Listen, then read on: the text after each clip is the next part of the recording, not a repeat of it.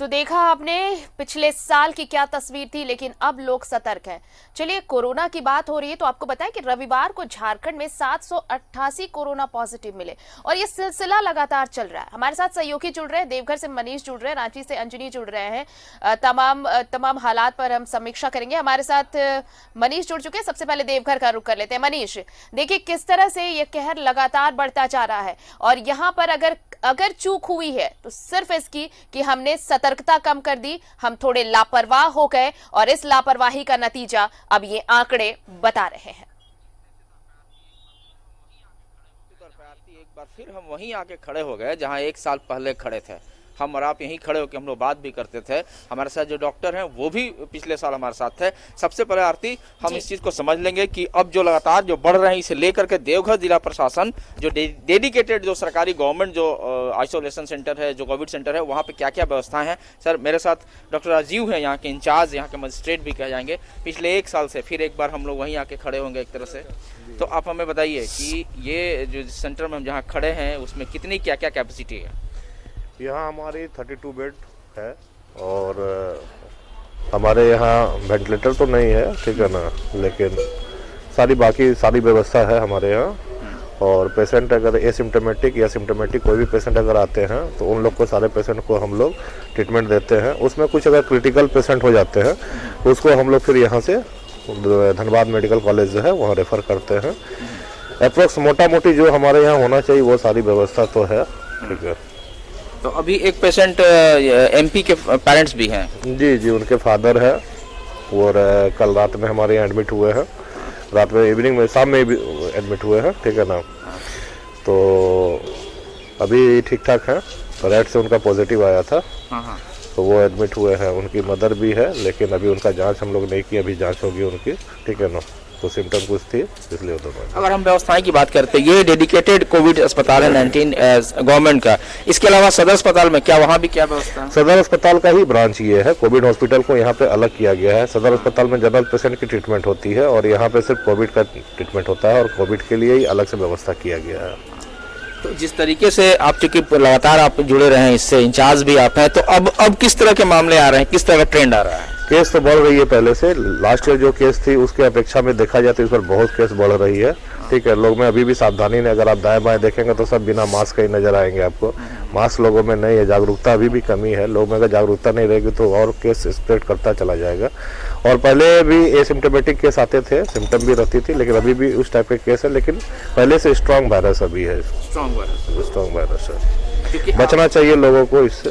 क्योंकि आपके यहाँ आप इंचार्ज जिस यहाँ पे, जहाँ पे वैक्सीनेशन भी चल रहा है, तो क्या लगता है आ रहे हैं लोग लगातार? हाँ, वैक्सीन तो हमारे यहाँ काफी मात्रा में हो रहा है। पर डे 200-250 से ऊपर हमारे 300 भी वैक्सीनेशन हो रही है। सुबह हमारे यहाँ चालू हो जाती है, लगभग 5 बजे तक वैक्सीनेशन होता है। वैक्सीन तो लोग ले रहे हैं, ठीक है। सर, आपके यहाँ चूंकि आइसोलेशन ये कोविड है, यहाँ पे आई पेशेंट भी दिखाई दे रहे हैं, तो ये अब क्या होगा, इनका ऑपरेशन कैसे होगा? नहीं, ऑपरेशन तो अब नहीं होगा। कल ही हमारे सिविल सर्जन सर का आदेश हो गया इन लोग का ऑपरेशन बंद कर देने के लिए, ठीक है। जब तक हमारा कोविड हॉस्पिटल में पेशेंट नहीं था उसके पहले वो ऑपरेशन करवाया जा रहा था, लेकिन अब वो बिल्कुल बंद हो गई है। अब जो कुछ बचे हुए ये लोग चले जाएंगे।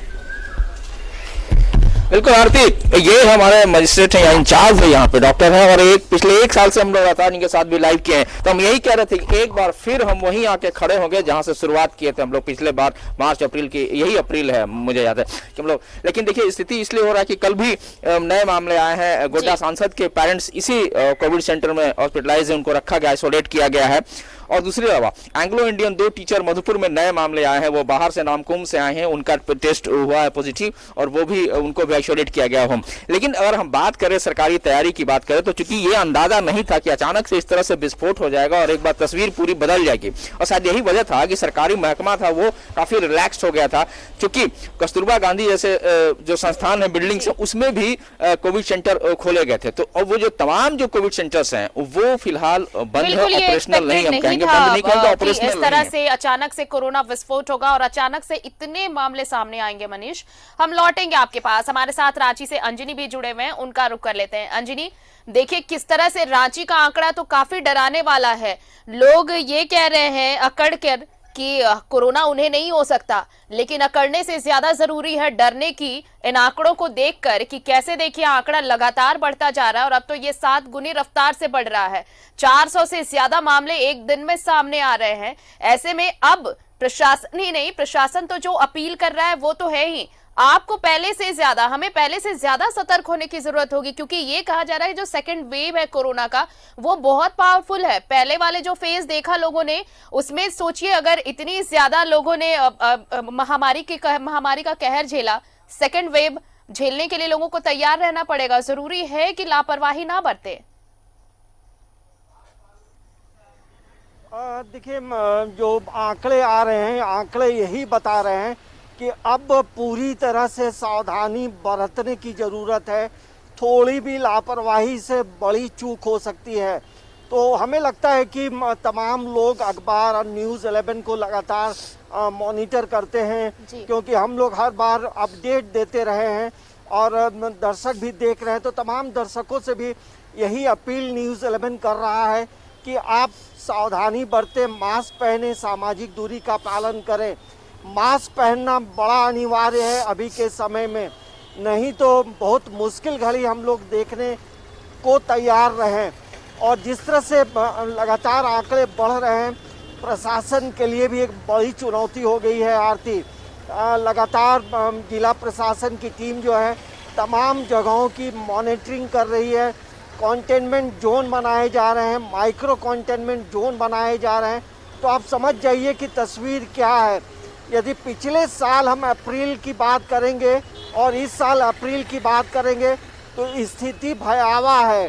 तो इस चीज़ को, गंभीरता को समझते हुए लोगों को सावधानी भी बरतने की ज़रूरत है।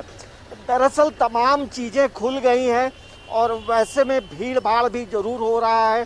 कई पर्व त्यौहार भी हुए हैं और लोगों का आना और जाना लगा रहा है।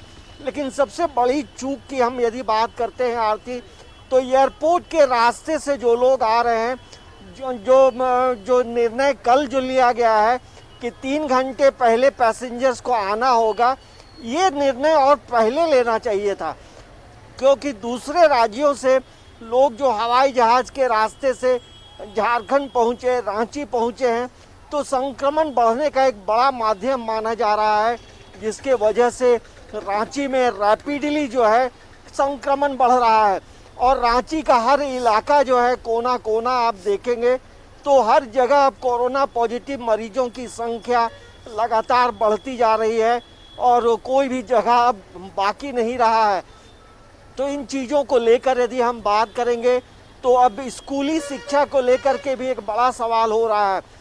जिस तरह से मरीजों की संख्या बढ़ रही है, सवाल यहाँ पे जरूर उठ रहा है। देखिए, एक तरफ जैसे चीजें धीरे धीरे नॉर्मल हो रही थी, पटरी पर जिंदगी लौट रही थी, लेकिन ये सेकंड वेव ने आकर फिर से वापस हमें वहीं खड़ा किया है जहां से 1 साल पहले हमने शुरुआत की थी। लेकिन अब इन सब के बीच जो पढ़ाई को लेकर आप देखिए, हर तरह से अब ये मांग उठ रही है कि बाकी कोचिंग सेंटर्स भी खुलने चाहिए, स्कूल को प्रॉपरली खोल दिया जाना चाहिए।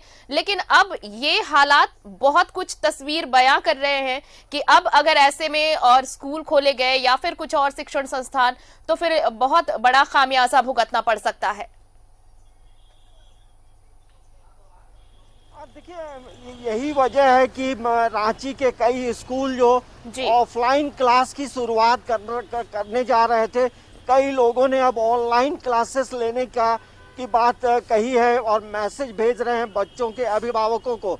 तो स्थिति को गंभीरता क्योंकि कई स्कूलों में भी जो कोरोना पॉजिटिव पाए गए हैं, जैसे नामकुम में बिशप वेस्टकॉट देखें, ये कोकर में डॉन बॉस्को देखें, या धुरवा में कई स्कूलों में निकला है।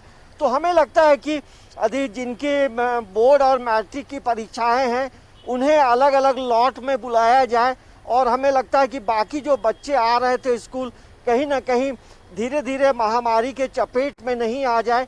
यही वजह है कि कई स्कूलों ने फैसला लिया है कि अब वो ऑनलाइन क्लास की शुरुआत करेंगे। तो एक अच्छी पहल है। जिस तरह से संक्रमण बढ़ रहा है, वैसे में जहां स्कूल प्रबंधन ने निर्णय लिया है तो वो बधाई के पात्र जरूर है। चलिए लेकिन पूरी वक्त जनता, कम है झारखंड अंजनी, की एक सवाल जनता को सजग होने की मनीष से भी जरूरत ले है। ले। मनीष हमारे साथ जुड़े हुए हैं। मनीष देखिए, जिस तरह से बातें हो रही है, अभी थोड़ी देर पहले बातचीत हुई कि किस तरह से स्कूल को अब खोलने की बात कही जा रही, मांग की जा रही है संघ के तरफ से कि प्रॉपर तरीके से स्कूल भी खोलने की इजाजत दी जाए। लेकिन अब ये सिचुएशन जो सामने है, रोजाना जिस तरह से आंकड़े सामने आ रहे हैं, अब ये हालात इजाजत नहीं दे रहे कि रेगुलर स्कूल फिर से किए जाए, क्योंकि संक्रमण का खतरा अब पहले से बहुत ज्यादा बढ़ गया है।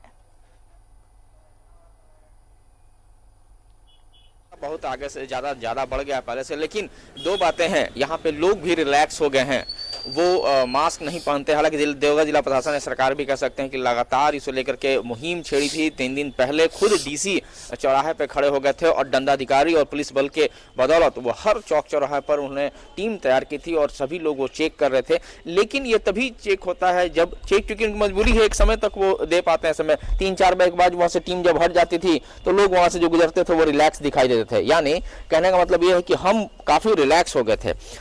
और दूसरा पक्ष ये भी है कि लगातार बंगाल में भी चुनाव की बात चल रही है, देवघर झारखंड में भी चुनाव हुई है, कई कार्यक्रम हो रहे हैं। तो पब्लिक ये कहती है कि सरकार या सरकार में शामिल जो लोग हैं, जब उनकी बारी आती है तो कोविड के जो प्रोटोकॉल है उसे मेंटेन नहीं करते हैं। आप मधुपुर में चुनाव कर रहे हैं तो फिर चुनाव आप कैसे कर रहे हैं, ये सरकार पर उठ जाती है। दूसरी चीज, पक्ष विपक्ष एक दूसरे पे कहता है कि हम जब कुछ करें तो आप हमारे ऊपर आरोप लगाते हैं, आप किसी कार्यक्रम करते हैं तो वहां कुछ नहीं होता। तो कुल मिला के लोग जो सत्ता में हैं या जो जिम्मेवार लोग हैं वो एक दूसरे पे जिम्मेवारियां फेंक रहे हैं। लेकिन हम सबको इसके लिए तैयार होना, माइंडसेट चेंज करना होगा ताकि हम सब सुरक्षित रह सके। अब रहा सवाल पढ़ाई की, तो पढ़ाई चूंकि निश्चित तौर पे 1 साल निश्चित तौर पे पढ़ाई नहीं हो सकी, लोग ऑनलाइन भी। लेकिन मुझे नहीं लगता है कि गार्जियन इस बात को लेकर तैयार हो पाएंगे कि उनके बच्चे स्कूल जाए। देखिए जमशेदपुर में भी एक स्कूल से टीचर्स उनका ये निकला है और मुझे लगता है कि 1-2 दिन के अंदर देवघर जिला प्रशासन भी इसे लेकर के एक मुहिम छेड़ सकती है। जो स्कूल चल रहे हैं उनमें रैंडम टेस्टिंग करके ये पता लगा कि जो टीचर आ रहे हैं वो कहीं इन्फेक्टेड तो नहीं है, क्योंकि टीचर से बच्चे इन्फेक्ट हो। तो निश्चित पे इसे लेकर के एक राय बनानी पड़ेगी कि क्या हो। इसलिए भी क्योंकि पढ़ाई अपनी जगह है, पढ़ाई से ज्यादा जरूरी जिंदगी बचाना है। और सेकंड वेव को लेकर जो तस्वीर अब तक सामने आ रही है वो ये बता रही है कि कितनी जल्दी से ये रफ्तार दोगुनी होती जा रही है, ये आंकड़ा कितनी जल्दी जल्दी बढ़ता जा रहा है। इसलिए थोड़ी सतर्कता बरतनी होगी, थोड़ी या फिर कहें कि पहले से ज्यादा सतर्कता बरतनी होगी। लापरवाही हम छोड़े तभी इस संक्रमण से बच पाएंगे। बहुत बहुत शुक्रिया मनीष आपका और अंजनी आप दोनों का हमारे साथ जुड़ने के लिए। तो कोरोना का कहर लगातार जारी है। झारखंड में रविवार को 788 कोरोना पॉजिटिव मिले हैं। अंदाजा लगाइए, ये आंकड़े डराने के लिए आपको काफी हैं कि अगर आप लापरवाह रहे तो संक्रमण से नहीं बच पाएंगे। इस बुलेटिन में इतना ही। नमस्कार।